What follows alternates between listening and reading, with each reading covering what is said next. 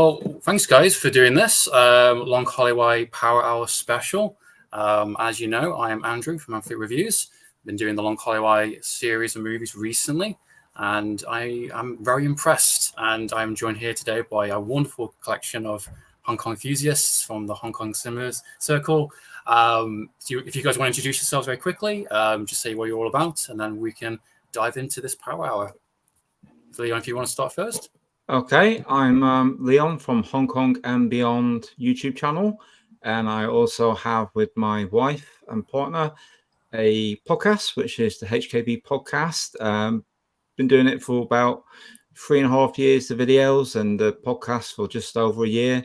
I'm also co-founder of the ACC along with the Fanatical Dragon, and I'm delighted to be here with Andrew today, as I love his channel, and also Sid and Caleb, who many people have seen me stream with before. I love all these guys. Subscribe to all of them. They do great work, and I'm relying on them to do most of the work now, as I'm currently on a ceasefire on the videos. Absolutely. I appreciate coming back. Temporarily retirement. Hopefully, maybe come back at some point, but we'll see. We'll see how it goes. Sid, who's next? Whoever's next, don't mind. Sid, you want to go to the next one? Okay. Yeah, Sid. I run a channel called Cool Moviegram, and also I'm on Instagram and just talk about movies in general, but seems to be veering a lot towards Hong Kong cinema and Asian cinema, but because that's what seems to be getting people watching the videos. But yeah, I've been doing it for about at least a good couple of years now, and a few years, I would say. And then, yes, it's a small channel yet, but still kind of growing whenever I get time to do so. And yeah, please check out. And like I said, I have streamed with some of the with people like Leon and Caleb before, and it's always been a fun experience. Fantastic. And Caleb, you want to finish off? Yep. Hello, I'm Caleb, host of Caleb's Kung Fu Cinema YouTube channel and the now retired podcast. You guys can still hear it though. Yeah, I've been doing this for Caleb's Kung Fu Cinema has been a thing for about 4 years now, almost 4 years, Jesus. And I've been doing the YouTube channel for I think 2 years now. It's been a lot of fun. I like to focus more on martial arts films rather than just like Hong Kong as a cinema as a whole. Although I have been diving into a lot of Rogue Bloodshed as well. But yeah, I like to focus mainly on martial arts films, which is fitting since we're talking about the legend Lau Kar Leung today. So yeah, I'm looking forward to it. Thanks for inviting me to do this. Absolutely. Well, it's definitely your warehouse for sure. Absolutely. Okay. So we'll start off. Because I've managed to watch pretty much all of his films, apart from maybe 2. I think Ace Go Places. Actually 3 technically. The Operation Breakout, which I think Leon messaged me a couple of days ago, or yesterday, I think. And what was the other one? It was the Tiger on the Beat 2. They're the ones I haven't seen, but the others I have. So we'll dive straight into it. So we'll start with our favorite Long Holloway movies. It can be a popular choice. It can be just a personal favorite. One of my personal favorites, I would say, is Legendary Weapons of China. I absolutely love that film. I would say there's a lot of obvious choices. Obviously, First Six Chambers, brilliant, of course. A lot of the top tier ones, of course. But Legendary Weapons, no expectations. On the cover, I thought it was going to be a comedy. I mean, it is a comedy, but it's not. It's done in a way that I wasn't really expecting. And one of the reasons why I love it so much is because it's Long Holloway kind of mocking the wuxia style filmmaking that was kind of dominating at that time of Hong Kong cinema. So you can tell this is a response movie. And something that I mentioned in Sean's video with Dirty Ho is that he's always pushing the envelope. He's always innovating. He's not giving the same film twice. And he's responding to what's popular at the time, but also mocking it, having fun with it, playing around with it. And that film, at least from my personal view of it, it was, I'm going to mock Shaw Brothers, because Shaw Brothers, it's coming to the end of Shaw Brothers, his reign of it, because they're going to slow down a little bit. And to the piss out of Shanxi, which is clearly has collaborations with, obviously, and just take the piss out of wuxia and show all the tricks and trade of it, like very obvious shots of just poor wire work and character and people just walking out of the screen and just having an absolute blast. But also, what I think is most interesting about it is that it kind of does a semi remake of Spiritual Boxer during the middle act, which I absolutely love. And there's a few nods to that to other movies, which is great. But also, Long Holloway is basically saying, "Hold my beer. I'm going to show you what I can do. You don't need wire work. You don't have these fancy gimmicks. I'm going to use my fist. I'm going to use these legendary weapons, these different amazing weapons, which they display and show in a glorious fashion. And I'm going to show you how it's done. I'm going to show you what a real fighter can do with this material, and it proves that you can still do it, essentially. And it is glorious. I love it. There's so many things I could talk about it. There's so many aspects of it, but it is one of my personal favorites. I would say it's ones that I've watched a few times since watching it. I don't know what you guys think on that, if it's one of your favorites or not, but what are your guys' thoughts on legendary weapons, if you have any opinion of it? I really like that one. It was funny when I first saw it. I was expecting to kind of hate it because I had a lot of conversations with Sean from Food for Thought. Shout out. I had a lot of conversations with him about that, and I remember a few years ago he had told me on a few different occasions that he didn't really care for that movie.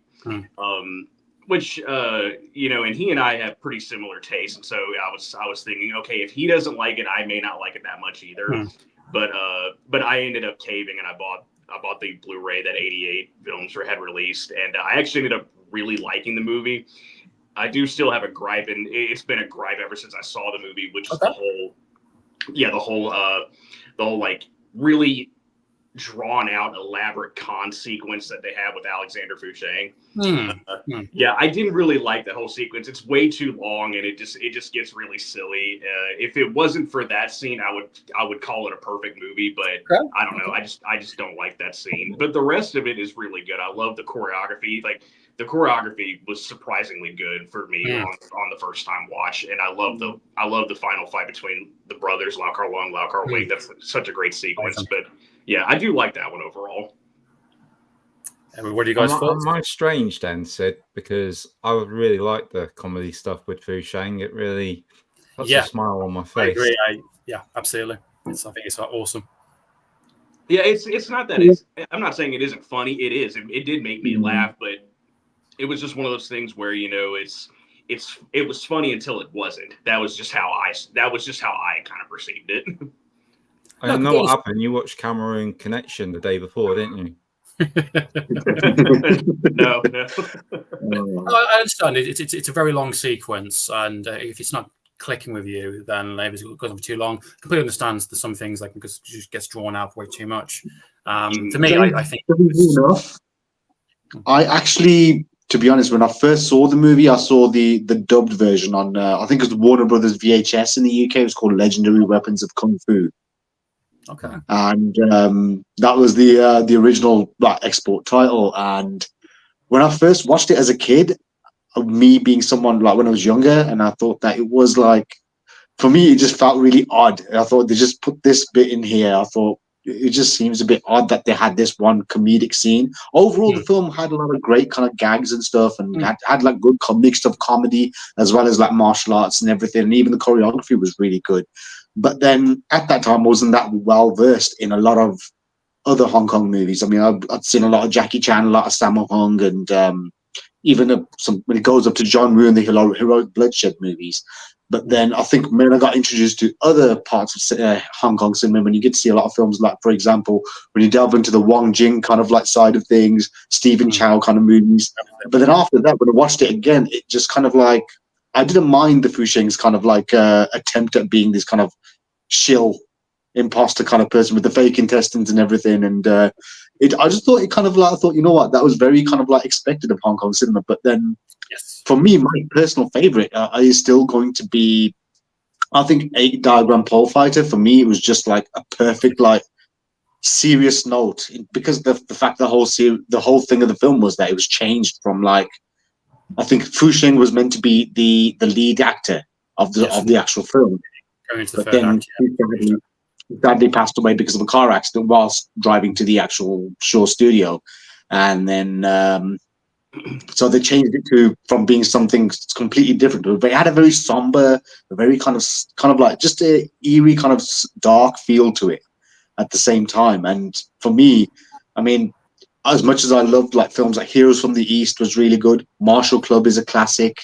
He's done great. Even like, you know, his Shaw Brothers classic, 36 Chambers. I actually liked Disciples of 36 Chambers, even though people gave it a bit of a bad rep.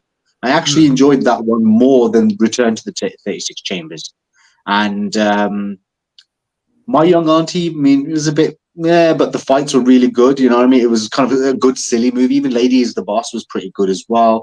But then I enjoyed Tiger on the Beat as well. I thought that was like a really kind of like great, crazy, like modern day martial arts kind of send off of like Lethal Weapon type of like buddy cop movies. And I thought that was actually pretty good. And it was refreshing to see like Gordon Liu in like with a full head of hair and being a bad guy. And I thought that was actually quite, that was quite interesting, you know, in a modern setting, and the chainsaw fights. But single with a full set of hair is always like just really wrong because like what's going on here?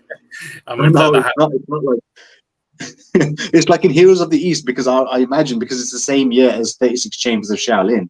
So it just, when you look at it now, especially in HD, if you watch the Blu-ray, it's like you could see that his hair, which is meant to be his natural hair, but he just looks like a wig. Yeah, it's always fun, like, because obviously Heroes from the East, he does have it for the entire film. He doesn't actually shave it off or anything. So it's like, I wonder if that was a deliberate choice or not. Maybe because if he was doing another film with a full shave hair, maybe that could be the reason why. But I love that gag in the Lady's the Boss, where he's got a wig, and then he's got like the little quick montage sequence. Give it full this 80s look. That killed me. That was really funny. Good timing. So the 8 Diagram is probably my favorite out of like Lau Kar Leung's like filmography. I mean, that's just one of the films I've watched like every time I revisit it. It just doesn't disappoint. I mean, I remember watching it on video. I had had like an ex-rental VHS of the English dub from like it was distributed by Warner's, and then I had like I even had it on download. Like I had there's a DVD rip that I found on the internet, and I used to have it on my hard drive. And even when it came on TV, it came on Film 4 a couple of times. I watched it. It was on Amazon Prime, Netflix, whatever. It's like wherever I could find it streaming. Even every time I watch it, I just think that for me, it's like one of those like penultimate kung fu movies, which I think of. The story was so great, the acting was really good, and the choreography was brutal. And I mean, it was made at a time when pretty much traditional kung fu movies were pretty much on the send off at that time, because Jackie Chan had previously made Project A, which kind of broke away from the whole kind of like, it was kung fu comedy, but it was different. It was in a more contemporary setting. And then you had films like Wheels on Meals, Winners and Sinners was already a huge hit. And then that kind of like ushered in a new era. But then I think that was a good kind of send-off note for Lau Kar Leung himself as like a filmmaker, saying that, you know, that was in effect, I would say, his last like great martial arts. Like, I would say it's a masterpiece. Wow, high praise. That's Very early on our channel, we covered 8 Diagram Pole Fighter, and I think I may have made the statement that it could possibly be my favorite kung fu movie of all time. Wow, high praise. High praise. But this is going to throw you now, because my choice for today isn't 8 Diagram Pole Fighter, because I looked at it and I thought, how am I going to interpret the question? I'm going to go with what I think is my favorite film rather than my favorite kung fu film. Absolutely. Because as you guys know of me, I'm more about just the film than I am just the kung fu. So I like every sort of aspect of Asian cinema and cinema in general. And there's a little clue here today. Okay. That's very clear. Yep.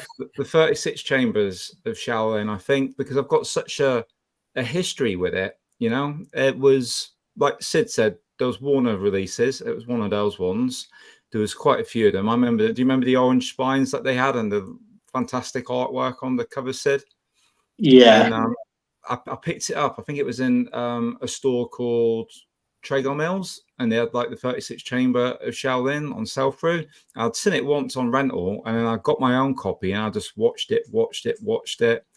And what I noticed back then was, like, compared to other kung fu films, Lau Kar Leung, his fight sequences were all a bit more contained and they're a bit smaller. The movements were smaller. They were a bit more focused. They were more accurate.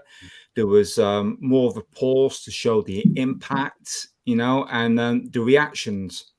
Whoever was reacting to a blow would really emphasize the power that was coming their way. And I think that's the difference between his and maybe a lot of other kung fu movies at the time. He really knew. I mean, if you look at his credits on HKMDB, you'll see that he worked in films long time before he started making them for Shaw Brothers. So he's picked up all that experience and he's employed it when he started directing. He's already worked for Chang Cheh for God knows how many years, but been restricted by his constraints on what, interpreting what he wants in his own way. But when he got to like the 36 Chambers, he kind of opened a new thing, which really blew me away. And you could say Rocky started it first with training sequences. Yes, it did. But the training sequence in 36 Chambers of Shaolin is like 40 minutes long. It's like the main aspect of the film. And I suddenly realized I really like training sequences.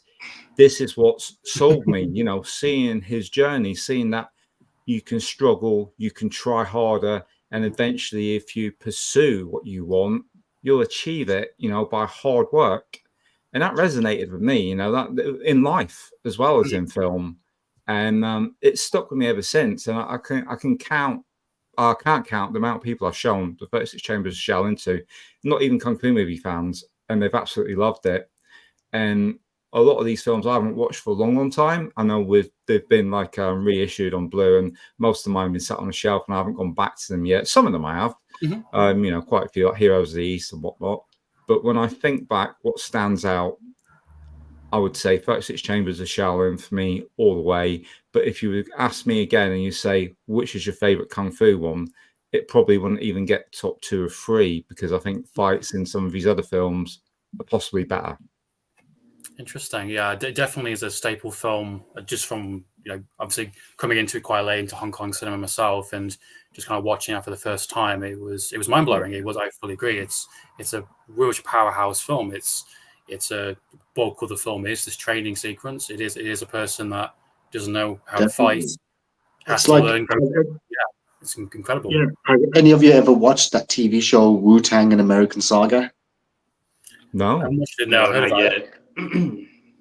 Yeah, it's about it's kind of like semi-true, kind of like retelling of how the Wu-Tang Clan kind of started off in Staten Island. And there is an actual scene where they're actually watching that scene from one of the scenes from like the watching 36 Chambers of Shaolin on video. And RZA just pauses it and he says that, it's the scene about, like, he's saying how, it was the part when the main abbot of the temple says that there's a reason why Santerre had actually been kind of like was brought to the temple. And he goes, he's got to kind of like put his own pattern on. And then he kind of pauses and he explains it in his way. He goes, we've all been kind of chosen to be here in order to make the kind of music that we want to make. And he goes, it's a lot more deeper. And I'm thinking when you rewatch a film like 36 Chambers of Shaolin, great training sequences, but then there was also a lot of that thing. But for me, it's like, I always kind of like, I always say this thing whenever I've kind of like, if I have to ever mentor anyone at work, I'd say, I always kind of refer to that scene where, like, you see, you want to be really good. The scene when he goes to like the highest chamber and he just gets pushed out. He goes, "Go away!"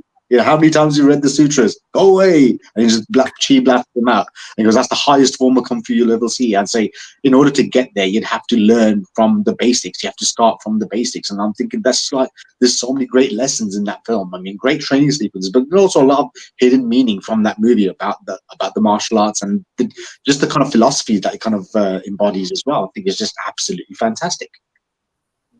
Absolutely agree. Absolutely, it's definitely a deep dive into the Shaolin monks, and again, the points are all valid. Absolutely, in terms of this, empowering yourself, never giving up, kind of defining what your motivations are for being there, and obviously, part of his motivation is getting revenge, but that alters a little bit. Did he spend like, is it a year, maybe 2 years? Is it more than that? I think they say in the film he spends quite a few bit of time there, doesn't he? Learning all of it, doing all of this. I can't remember how many years exactly, but truly spectacle film, absolutely, and just a good staple one. I can see why it was international success and blew up Gordon Liu, and obviously helped him get that role in Kill Bill later on, obviously. And I don't know what the international names for that film was. I think you mentioned a few there on the VHS, but I think there were so many from just crazy. Where's he? Caleb, any thoughts on any favorites, additional favorites, anything else? Yeah, I imagine it's quite a few. Yeah, 36 Chamber was that was like one of the first Shaw Brother films that I ever watched, because I didn't really know anything about Shaw Brothers until I started doing this, like doing Caleb's Kung Fu Cinema. I had seen when I was still in school, I remembered seeing Flying Guillotine on TV one time.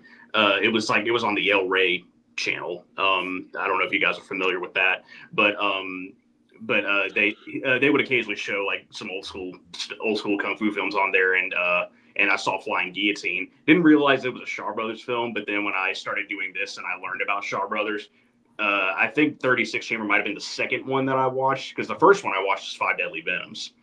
But I watched 36 Chamber, and that was my second one, and I thought it was great. You know, the training sequences, like you guys, I really started rooting for Gordon Liu's character in those in that whole sequence. You know, really just fell in love with the story they were telling, and fell in love with that character. And yeah, I mean, it was really good. I don't know if I would say 36 Chamber is probably my favorite Lau Kar Leung film, though. Recently, I kind of remembered how much I loved Heroes of the East. And I'm actually going to be doing a separate video on that pretty soon. Yeah, I'm going to do a separate video on that pretty soon for Shawtember. But that was just one that I remembered recently that I really loved. I love the showcase, like not just of Chinese martial arts, but Japanese martial arts as well. Yes. It was just really cool to see the differences, and the dynamic with all the characters was really good. And there was like a lot of comedy thrown in there as well. I like how, you know, one of my favorite scenes is I think it was when he's fighting the judo guy. The judo guy's all oiled up. That's a really funny sequence. I love that. The final fight with Gordon Liu and Yasuaki Kurata. I love that. That's a really great drawn out fight sequence. I love that one. But yeah, I think Heroes of the East might be my favorite film that Lau Kar Leung did. That's just how I'm feeling like right now. You know. No, of course, yeah. Of course. Eventually, I'll probably go back and say, I know, you know what, I like 8 Diagram Pole Fighter more, or something like that. But yeah, I think Heroes of the East, like, currently is my favorite, because I just love the showcase of all the different styles. I love when films do something like that. It's a little bit Shakespearean too, isn't it? Like naming of the shrew in the first half, which I don't know if that's a complete accident or whether Lau Kar Leung's aware of Shakespeare, but that's an interesting parallel to have in a kung fu movie. And I like the journey that Gordon Liu goes in on that film, because at first he's kind of contemptuous, isn't he, of the Japanese martial arts, and it's because of his own personal journey, you know, having to learn how to combat each different style, each different weapon, that he appreciates and respects what they do, and it makes him grow as a person. So, yeah, good choice. I really like that one too. Absolutely agree. It's a film. It's very surprising. It's a very respectful film. Confrontations happen out of a drunken mistake, obviously from Gordon Liu's character, arguments within the marriage. But those early scenes, I think, were delightful. I love the banter and the kind of like, you know, you have very, very strong-headed people. They're very, you know, intelligent. They've got their own skill sets. And I love the different variations of the weapons. And it's like, you know, they're basically like, they come from a similar kind of point of origin, but one just thinks they're better. And it's just this kind of almost Mr. and Mrs. Smith, I think I said in my review for it. It kind of feels towards the start of the film, because it just feels like, you know, their fighting isn't in a malicious way. It's just I'm going to challenge you. We'll see who's going to get the upper game. And it kind of escalates from that. But even then, when the Japanese, you know, components come in, like when they come in, have their various styles, it's done in a non-violent really way. It's not them to try and kill each other. It's more to say, I'm going to demonstrate what I can do. You know, can you keep up? And it's interesting on the extras that I think they were using actual weapons, or there was no holding back. I think they were kind of like testing Gordon Liu. They were kind of testing his pace, you know, keep up, you know, step up, which I think adds to the film. You can feel it. You can feel they're not there to mess around. I think also in the extras they mentioned they didn't speak the natural dialect with each other. They didn't know how to they had to communicate by the fighting language. They didn't actually speak each other's language, so which adds another level of kind of trust there as well, because you're hoping that my fellow comrade down on the screen can help me deliver a really good scene. And I do agree upon that. Eustace is definitely a very, very delightful film. It's very nice film, I'd say. Yeah. We compare it. I was went there by Lau Kar Leung. It is that one, isn't it? Where he does the drunken style. Yes, he does. Yeah, that's a great little extra. I wasn't expecting that. Foreshadow for later on. Oh yes, he is. Yeah, he's known for doing his drunken fist and drunken style boxing, and in multiple of his films. And I love all the callbacks. There's always a little note to a previous one or a style he's previously done. But I think that was the reason why he kind of added that, because bearing in mind that film had come out in, I think it was 1978. And the highest grossing film at that time was Drunken Master. Yes, that was the highest grossing movie in Asia. So because kung fu comedies was the thing, and I thought he thought that he had his own little spin on Beggar Soul and add the whole kind of drunken boxing kind of element to it, just making it different from what they saw in what Jackie Chan did in Drunken Master and Yun Su Tin. But then. Yeah, it was actually quite it was a good little kind of nod, because I think everybody was doing drunken boxing at that time. Yes, a lot of imitators, I can imagine. I mean, I haven't seen half of them, but from one, they definitely seems to be a signature in a lot of movies. But how it's handled, how it's used, is always key. But I think Lau Kar Leung definitely he knows how to do it, absolutely, and he's definitely, his lineage, isn't it? I mean, absolutely. His father Lau Cham, he was student of Lam Sai Wing, wasn't he? Who in turn was a student of Wong Fei Hung. So when we can trace it back to that, I mean, wow, it's incredible. It's incredible. Fun fact was that even Raymond Chow was actually a student of Lam Sai Wing as well. Okay, I did not know that. Yeah, same. I read upon that. I was like, wow, okay, maybe that's why he was in good health for such a long time. Yeah, impeccable for even up to his last film, into his late 70s, I believe. Drunken Monkey, just still delivering really excellent action sequences despite his age, despite his health conditions going on. Just really still doing his best he can to demonstrate really good fighting on screen. Even Seven Swords. Yeah, I think so. Yeah, if he was in his 70s, that was good actually, wasn't it? The fight choreography he did in that was superb. Again, I made a good collaboration with Gordon Liu, and weird to see Gordon Liu a little bit older. It's just I'm so used to seeing a definitive version of him. But even then, just a great little extra nod, send off to that as well. So yeah, really incredible career this guy has done, and I think the beneficial thing for me, we're watching him so I watched him out of order initially, and then I thought I'll go back, start from the beginning, and just kind of see how he's built up his movies and how he's kind of changed and what he's offering, and which is why Legendary Weapons is one of my favorites, because there's so many good callbacks to his previous films, which is why I think that specific sequence works, as we just talked about. And Heroes of the East, definitely one of my favorites. But it's interesting to kind of add to this as well. I mentioned this in the videos I've done. Is Heroes from the East, very respectful cultural film, and just something like Shalamantis, which absolutely love that film, but I was not expecting that film to be as dark or as gritty as it was. You look at the cover, you think it's a comedy, it's always going to be like a city comedy, and you get it, and it's such a similar type of film. You got a relationship in that, you've got an obstacle to overcome, and it gets kind of really dark and really pissed. It's kind of like the old polar opposite of what Heroes from the East, which I thought was an interesting kind of and that was roughly on the same time period. I don't know if you guys have any opinions on Shalamantis, but it's one of my just adding in there. It's my favorites of that as well. Probably the best martial arts performance from David Chang as well, definitely.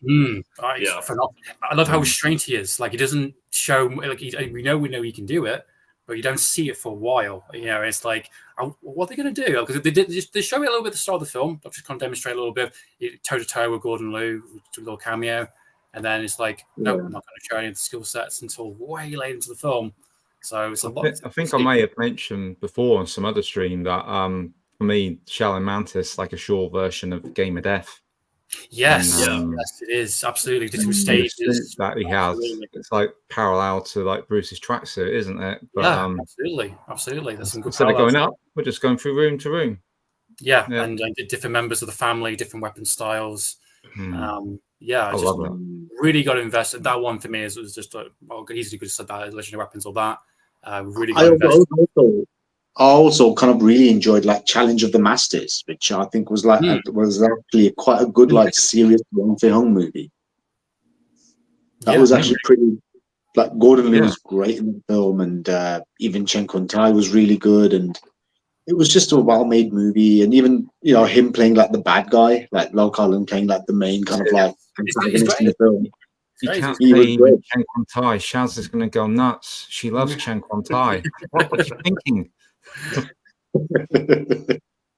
Yeah, I had seen I had watched Challenge of the Masters. I think that was one of the first ones I took a look at whenever I got Shawsco Volume 1, and I liked most of it. I mean, I thought Gordon Liu was great, Chen Quan-tai was great, the training sequences were really good. Lau Kar Leung again have an absolutely amazing fight. Those guys never disappoint when they're on screen together.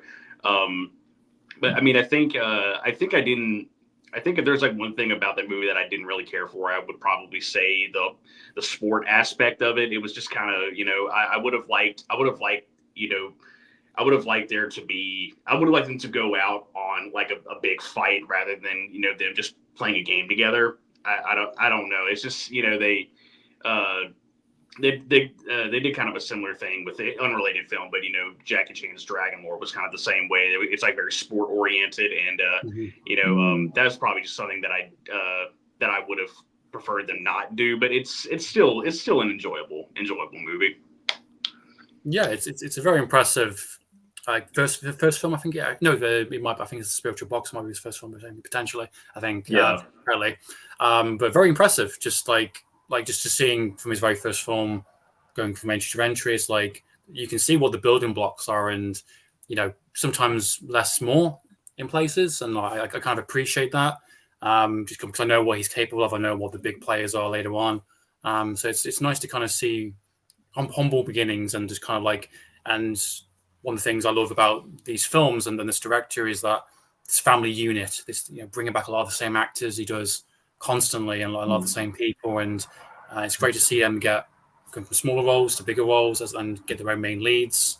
To my own gang later on, of course, and Monkey Kung Fu, demonstrating a lot of his kind of family different styles and giving them the opportunity to kind of become big. And it's I absolutely agree. It's some benefits. That end fight in Mad Monkey Kung Fu is just absolutely like bonkers. It's just like one of the most insane things I've ever seen. I love a really long training sequence in that, a really long one. Which was just phenomenal. His acrobatic ability and it's just the only gripe I had it was when they kill his monkey at the start of the movie, like that was just I don't know, that was just brutal. I was like that's the one bit that was like I actually kind of felt it. I was like, oh my god, was that a real monkey that they actually killed? I was like, it just looks so like just bash it against the wall like that. Just makes you hate the bad guys even more. Yeah. I had Mad Monkey Kung Fu was actually the first one I watched when I got Shawscope 2. I don't know. I don't know. I think it might have been the artwork. I think Kung Fu Bob did that artwork on that particular movie right there.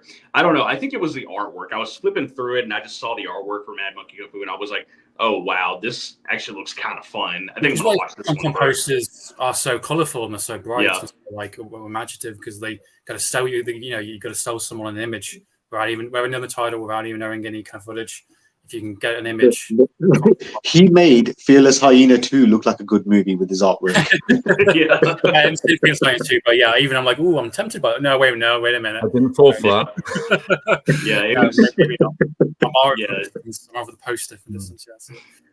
Just looking at the art just kind of sold me on it, and I was like, okay, I'm gonna check this one out first. And so I watched it, and Bad Monkey Kung Fu is a lot of fun. It's very nuts. It's a very nuts movie.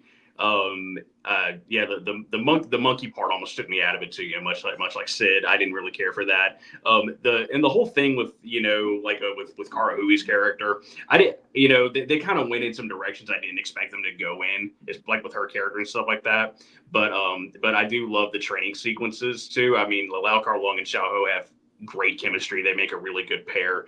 The final fight scene is really good.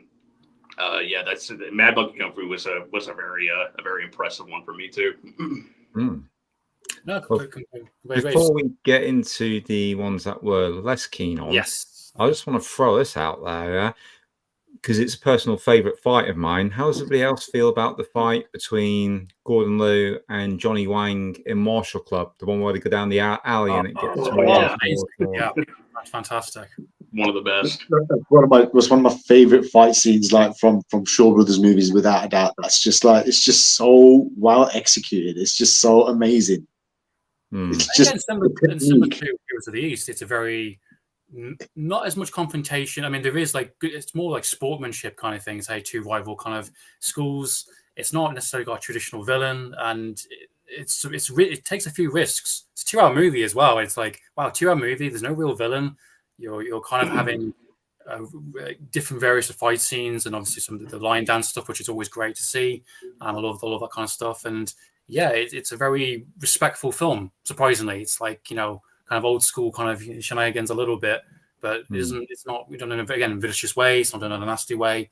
It's kind of like, hey, I'm better than you. We're better than them. And I love that. And it works. The comedy works really well in that film, which is a big risk.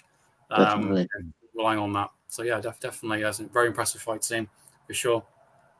Well, we're at the halfway marker, so let's talk about some least favorites. I am that person on my channel. If I don't like something, or if I don't see something the way maybe you guys will, I will call it out. But so I'll start for myself, or least favorite of this director, and it might be, I think you consider a little bit. It's between, for me, I think Tiger on the Beat and Return of the 36 Chambers. They are my two weakest that I've seen, and I think I would go more. Heresy. I would go far to say, I think, thinking about it more, I think Tiger on the Beat. And the reason why I don't like that film, apart from the obvious, I mean, I like the chainsaw fight scene. Of course, who doesn't like that scene? It's the scene that I knew about going in, but I didn't know anything about. And as all these films, I don't know. I try to keep limited information as possible. I try to watch the trailers. I try and just see what the film is without being persuaded. But I knew this film was a bit of a favorite. I knew this was like a bit of a comeback film, I think, for Long Kar Leung at the time. I don't think it's Shaw Brothers who did it. And I just thought the film for me just didn't work. It just, I didn't think the story was particularly that great. I didn't like the comedy. I thought the comedy was really irritating.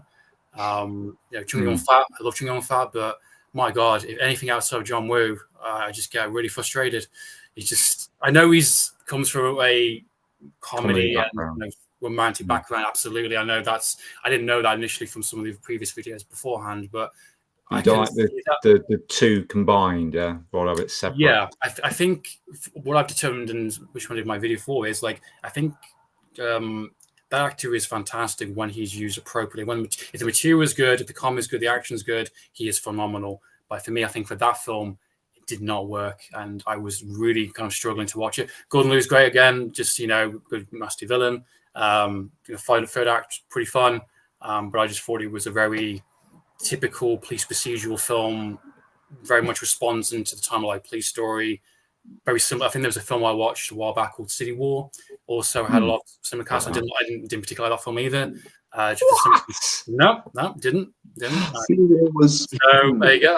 I just again didn't get invested in that one either. I just didn't think. I thought I'll talk about this every video probably. Personal favorite. Never mind. Oh wow. Okay. Well, that could. I'm curious. I'll definitely like to see anything on it. But yeah, I would say for me, Tiger on the Beat is definitely one of my least favorites, and I know it's very controversial probably in this group, and probably it's great. No, it's great to have that mix of opinions, and you explained why, and you explained it so beautifully. Nobody can say you're wrong. You're right. It's your opinion. you know, and some people do get a little oversensitive if you disagree with them, don't they? Well, when I do, True. I'm just joking, you know, I'm blowing wind up everybody's ass. But no, I think it's good to see where somebody comes from and see what you do align on and what you don't align on. Now, if I go into my least favorite, I was trying to cheat today. I sent Andrew a picture of one of these early films, these Breakout from Oppression, I think it was called. TV movie he did with Gordon Liu, which is impossible to find. Like, it's on YouTube. I think it's on YouTube. I tried to watch, I couldn't. It's too low quality. It was terrible. Yeah, no. So I thought, well, I can't pick that because I've not seen it. It's not fair to just pick it because it's the first. So it's really cuts me up now because I like his films so much. You know, I accept them all with the faults included, which, you know, we have. But for me, and this we get revenge now. Spiritual Boxer. It's just never. I like it, but for me, it's the weakest one in his filmography because I feel like I'm lacking a solid hero in it. You know, Wong Yu, when he's doing his like goofy humor, and he's never been a particular favorite of mine. I like him in Dirty Hell. I really like that a lot. But I think that's because he's right alongside Gordon Liu. You're not a captivating protagonist. He's not someone you're not rooting. No, you're not too sure what the film. Never really grabbed me. You know, I've tried so many films with him, like Kid with a Tattoo and so on and so forth. But yeah, Wong Yu, he's just not Leon's favorite, I'm afraid. And Spiritual Boxer, though I do like it, and it's going to sound like I don't like it, it's just the last one I'm going to return to on the list for me personally. So I'll be interested to see which one of you guys is going to try and turn me around on this. Interesting. Okay, Tiger on the Beat and Spiritual Boxer. Well, what else we got, guys? Cool. Z, when it comes to you saying about the things that you didn't like about Tiger on the Beat, I thought that the original Tiger on the Beat with Chow Yun-fat and Conan Lee, I actually really liked it because for some really weird reason, because it had that very much kind of a Lethal Weapon kind of vibe to it, and both Chow Yun-fat and Conan Lee, they had like an actual good chemistry. They kind of bounced off each other pretty well.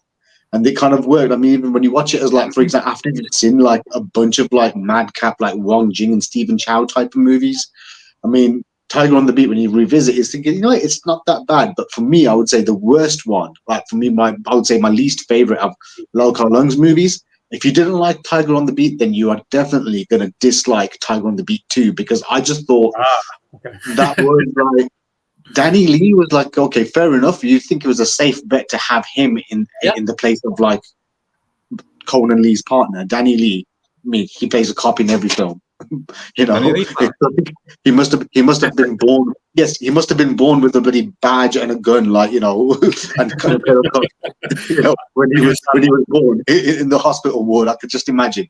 Yeah, but the thing is, their chemistry didn't work, and I thought the plot was just so kind of flimsy in that film, and there were some okay moments of action from what I can remember, but I just remember watching it for the first time, and I thought, you know what, the first one wasn't that bad, but this is just even worse. It's just kind of like, it was kind of pushing, like, you could tell even Lau Kar Leung was just not enjoying like doing this movie. He just probably thought, you know what, Cinema City is paying me a bunch of money, might as well just churn this one out for them. They think it's going to work. But I mean, it made less than half of what Tiger on the Beat actually did in the domestic market, and it just wasn't that well received. So yeah, I would say that one was probably the worst. I mean, I haven't seen Drunken Master 3 in like maybe forever. But I would say Tiger on the Beat 2 is probably the worst film he's done. Drunken Master 3 I've never seen. Same. It's one I've not managed to find, but I've heard mixed opinions. I heard it's not the worst, but I'm not too sure if that was worth it. But I'll check it out when I get the opportunity. But yes, I haven't seen Drunken Master. I haven't seen Tiger on the Beat 2. So yes, if you're saying that one is worse, you'll probably hate it. Well, if that film makes the first one better, then that's saying something, because you know I just did not. Because the chemistry between the two leads was just not there. It's just they did not have that kind of like back and forth, like the way Chow Yun-fat did, and it was good to see Chow Yun-fat playing that kind of goofy character. It kind of he did kind of pull it off in a way. It was just outlandish and fun. You could tell that he was just having fun on set, but then for some reason, it's just like the sequel just didn't really have that. Fair enough, he had his regulars. He had Mark Horton even play like one of like the heavies. You had Gordon Liu as the bad guy, but then it wasn't a good sell. It was just kind of like, it was hard to kind of like get to the point where like you're thinking, oh, I could actually kind of like sit down and enjoy this movie. I mean, I don't think I've met anyone that said to me, oh, I actually like Tiger on the Beat too. Well, if they can even find, Leon Wow. likes it. That was one of the best outtakes. Colin Lee jumps off the bridge onto the street lamp and slips off and career end. Wow. Wow, an outtake. That's the best part of the film. Okay. Well, there you go. That's the part. Yeah. I did, for some reason, it was released over here on Eastern Heroes video label, and I think because I always used to seek out stuff that was a little bit rarer and a little bit felt like it was a little bit further down the well. So I did get it, and I did watch it repeatedly. Sid's bang on though. It isn't as good as Tiger on the Beat. I have a rose tinted spectacles on when I look back at it, because we didn't have as much available to us back then. And Conan Lee, I think, was a bit more front and center in the second one, so I liked it for what he was doing. And that stunt, oh man, it's horrible when you see the outtake, how the drop he has. And I think that did kind of wreck his career a little bit, because it took him a long time to recover from that. And he was touted to be the next big star, like after Jackie Chan, it was going to be Conan Lee. Yeah. But, no, didn't happen. And these things land the best way. Literally, they don't go the way as smooth as you could do, and the film doesn't well received, then it kind of helped adds up to injury, the kind of thing. He ended up being like Jet Li's brother in Lethal Weapon 4. Nice, that was good. Okay. Interesting. What about you, Caleb? Yeah, I think there's probably maybe two movies that don't really land for me, and that's Spiritual Boxer and Return to 36 Chambers. Both those. Spiritual Boxer, it just I feel like it's a little too goofy. I don't know, and Wong Yu, like you guys are saying, Wong Yu's probably not the best lead. And so I just feel like the movie's just like a little overly goofy. I didn't really like Wong Yu in that role. That one didn't stick for me. And then Return to the 36 Chamber, it's not like it's terrible or anything like that, but I don't. I wish that they had kind of continued Sante's journey. I think. Yeah, because obviously in Return, Gordon Liu is back, but he's not Sante. He's not the character he played in the first movie. He's a completely different character. Sante is played by somebody else, and he's not like a big presence in the movie. So I don't know. It was just kind of disappointing that we didn't see more of that. And then when we got to Disciples, Gordon Liu is back again, this time as Sante, but he is taking a back seat, and we got Xiao Ho, who's like front and center. So yeah, that one more than just not being great. It just it was just kind of a disappointing one for me.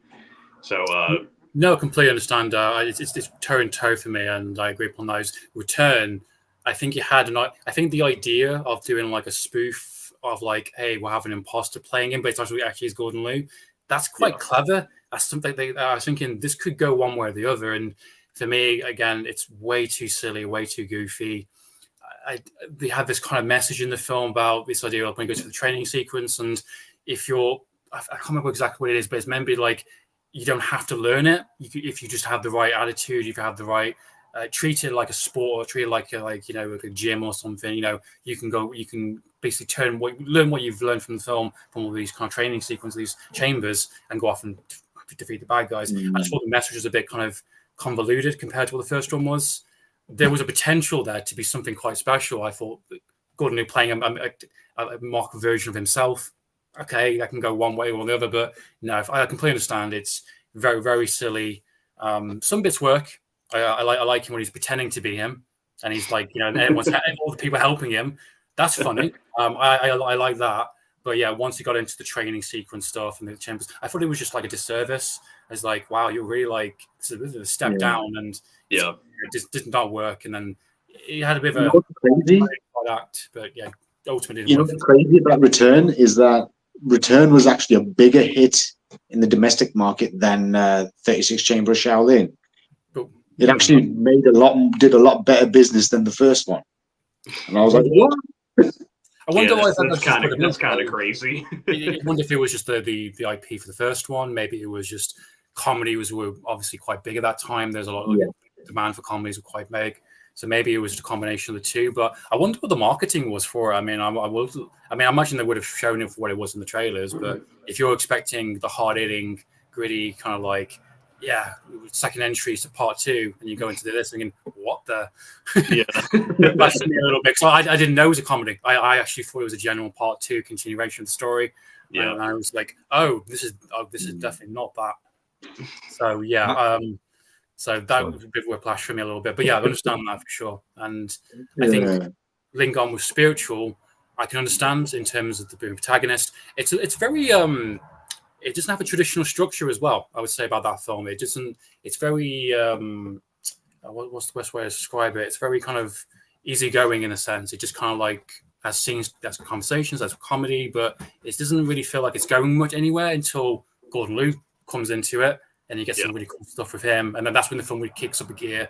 And then because him playing that fake mist-hopping vampire, that's really funny. I think that's pretty good, but it does go on for too long at the same time, and it's like, okay, where's ultimately where this is film going? So I think for me, there's a bit more credit leading up to something actually paid off to something a bit more that we're prepared to return to the 36 Chambers. But I completely understand that for sure.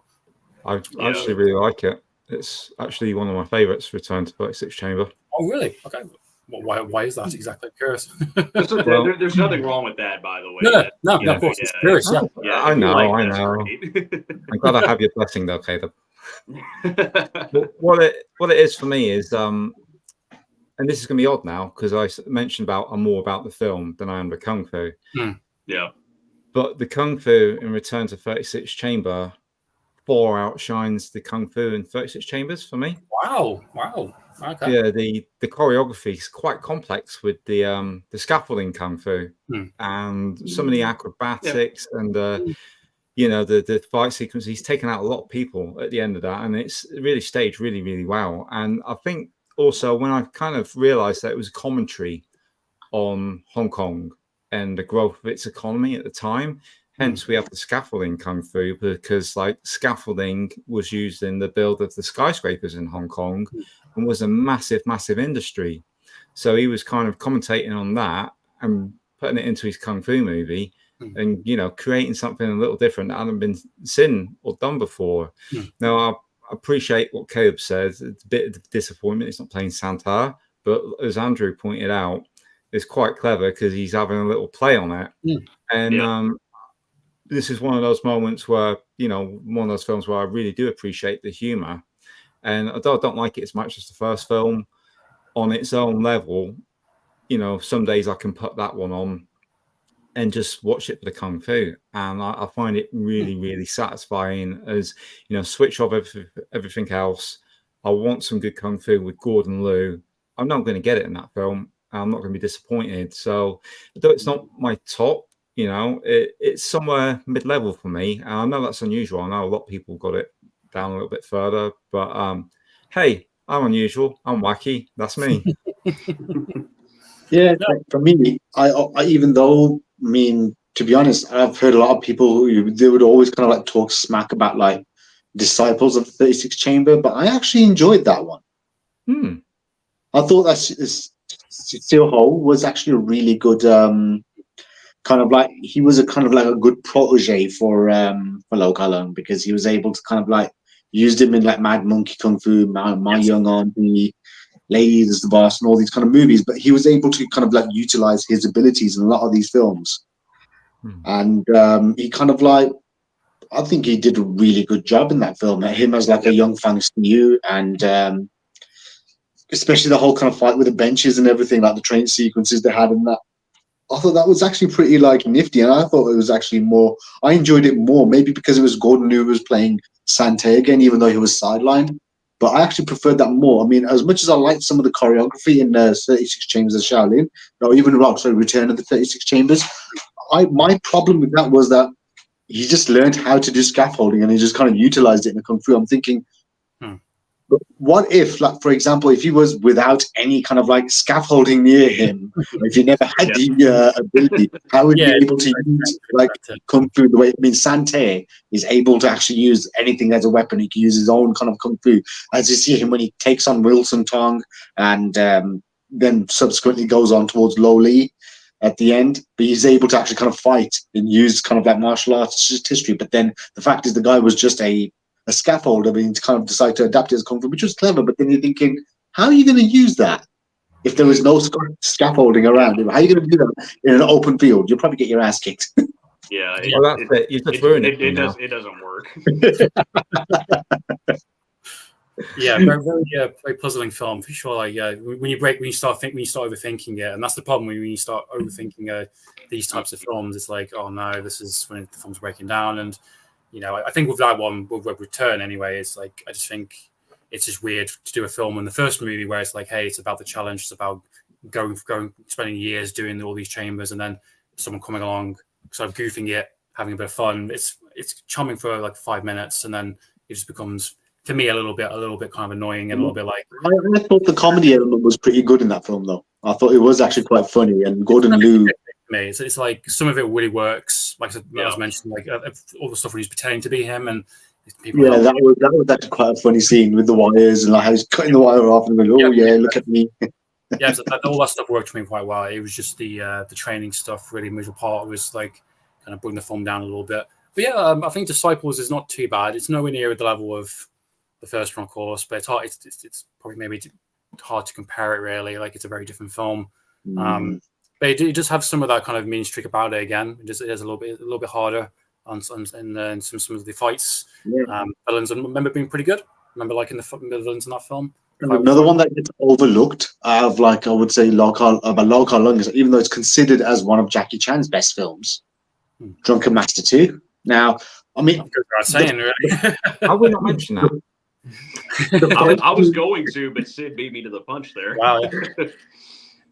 The fight scene that always gets the kind of like gets more praise in that movie is always going to be the factory fight at the end, which in its own right is probably one of like Jackie Chan's like last great fight sequences that he did in his career, like, and during his kind of like the peak of his kind of creative kind of like brilliance. But then I always thought the fights that he had at the start of the movie with Lau Kar Leung, especially when he's under the train and he's using like the spear and Jackie's using this broadsword, I thought that was actually shot really well, and the choreography was actually really kind of like, it was just so kind of like fluid, and you know that was actually, and even when they kind of break into like drunken boxing towards the end of the fight, like the other half when they kind of like catch up afterwards, it was actually a great sequence. Like, that just kind of gets overshadowed by just the end fight scene in that movie. There's multiple great fight scenes in that film. Absolutely, something that I was in Sean's video talking about Dirty Ho. It's like it's a bit of an odd one with Drunken Master 2, because I think arguably it could be one of his best films, or number one. But is it more of a Jackie Chan film? Is it more of a Lau Kar Leung film? And I think that's a bit of a debate that kind of seems to go back and forth. I do feel, after watching it a few times, and so I watched it before and watching all of these films, and I'm watching after, leading up to the end of it, there is definitely a lot of his usual directing signature in the film, like in terms of the family drama, like this whole idea of like, you know, he's kind of a bit disgraced in his family's, but you know, he's feeling like ashamed because he is a really strong drunken fighter, but it's like you keep on doing this, and it's like, you know, it's a bit of disgrace to the family. That family drama is actually quite good, and it works really well. It's very on point with that directing style and his storytelling, and Lau Kar Leung's kind of extended cameo in the film is amazing. His fight scene at the start of the film, as mentioned, brilliant. The cafeteria one, phenomenal. Bamboo sticks, wow, incredible. There's so many great fights. It was sport for choice, and it just, unfortunately, I don't know if it's for better or for worse. I don't know. Jackie Chan taking over the film to do that last fight. I'm curious to see what Lau Kar Leung would have done, maybe potentially, but apparently it was that apparently Lau Kar Leung wanted to maybe utilize more wire work into the actual fight sequences at the end. Which was pretty much the craze at that time, especially in like from 91 to about 95. the kung fu movies were utilizing a lot of wires. You had like Once Upon a Time in China, Feng Shui, you know, the Jet Li type of movies, and then you also had like Swordsman 2 and all those kind of ones. And I think that's what they was trying to go. But whereas Jackie was like, I want to be able to use more drunken boxing, and let's just keep the fighting a bit more grounded. Yeah, You know, he didn't want to do instead new wave stuff, did he? Yeah. Also, you know what cracks me up with Drunken Master 2? T. Lung playing Jackie Chan Stab.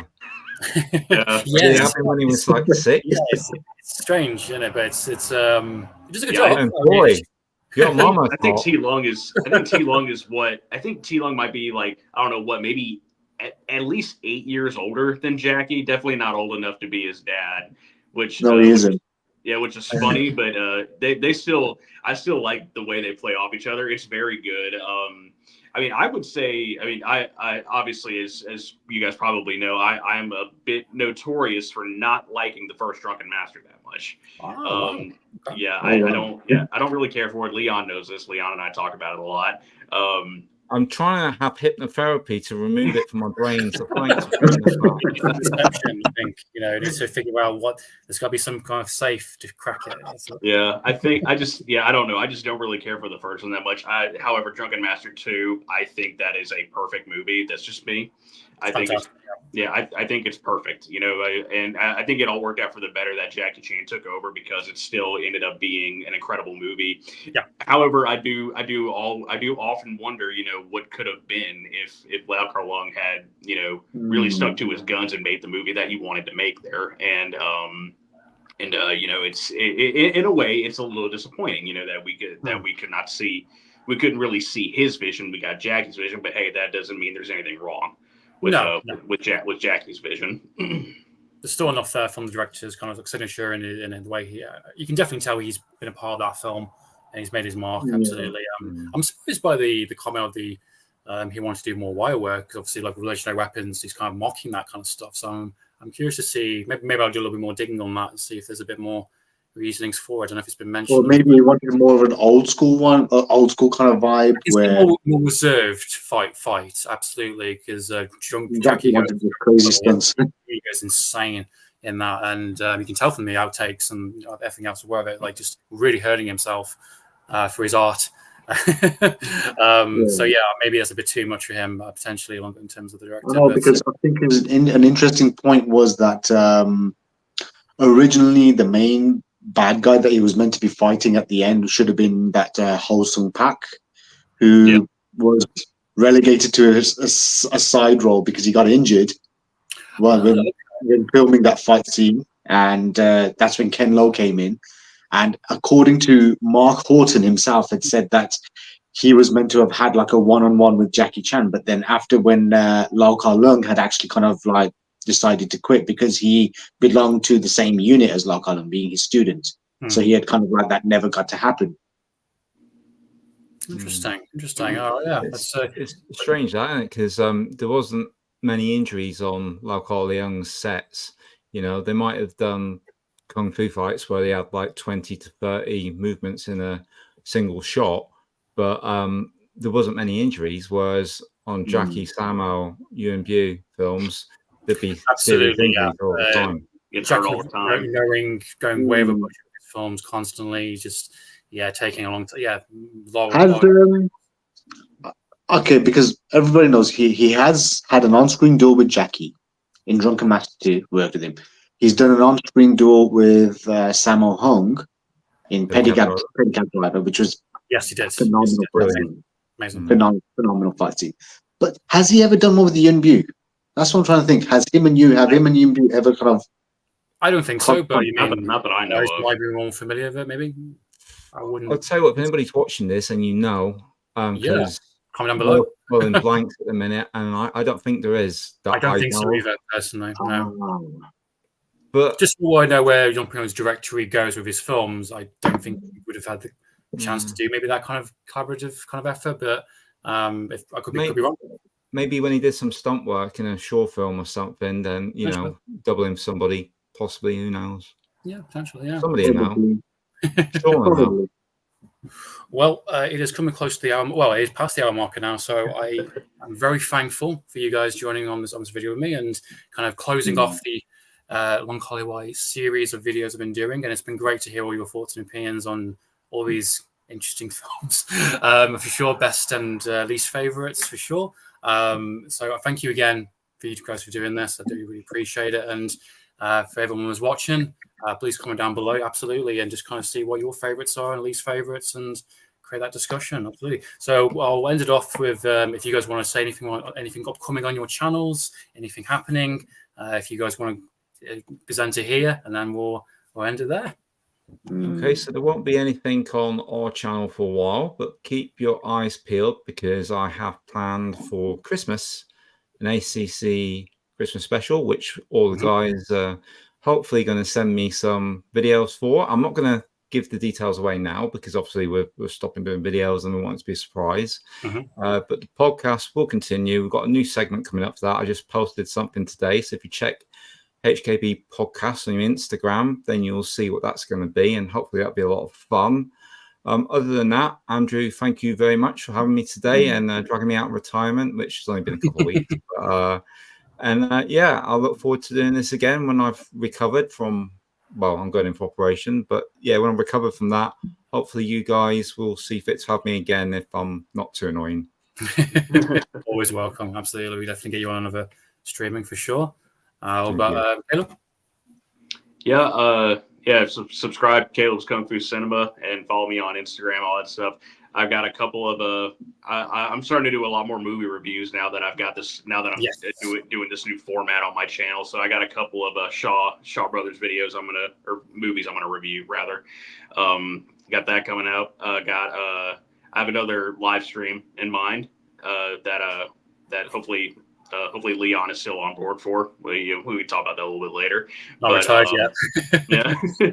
No, not on my watch. He's not retiring. Yeah, but yeah, I got a couple of Shaw Timber videos coming out pretty soon. Yeah, that's about it. Excellent. And Sid? Yeah, please do subscribe. I mean, I'm almost at the 1,000 mark. Like Chef's dad says in South Park, I need about a tree fitting. I need about a tree fitting. That's what I need. That's all I need just to get to the next kind of like milestone. It's tree fitting. 350 people. And that's all I need. We can do it. Hopefully this video will help with that, absolutely for sure. And definitely can I subscribe. hope so too. But then I know I have been kind of really inactive at the moment. I'm maybe going to try and squeeze out maybe one or two like short timber videos. Because the thing is, it's going to be really hard at the moment, because I've got in 2 weeks' time, 2 weeks today, I'll be flying out to Turkey for a week. Yeah, is that yeah? Absolutely. Well, I'll give a holiday for that. Maybe that could be a fun little video. Eventually, could do maybe show your time in Turkey. It could be. I could maybe try and. I'm going to be in Antalya, so I don't think we'll be able to go to Istanbul, because it would have been nice. Like, this is where Jackie shot like Accidental Spy. He was over here and there. Yep, and I'm going to try and be more active now. Hopefully. Yes, as I spoke to Leon about, is like world of life. It's difficult. Do what you can. There's not a race. Just, put the content when you're ready, and people will turn up for it. Absolutely. So yeah, there'll be a link in the description below for all these guys' channels. Please go and subscribe. All the links will be on there. And again, thank you guys for doing this. Appreciate it. Thank you. Thank you, Andrew. Bye for now, guys. Bye.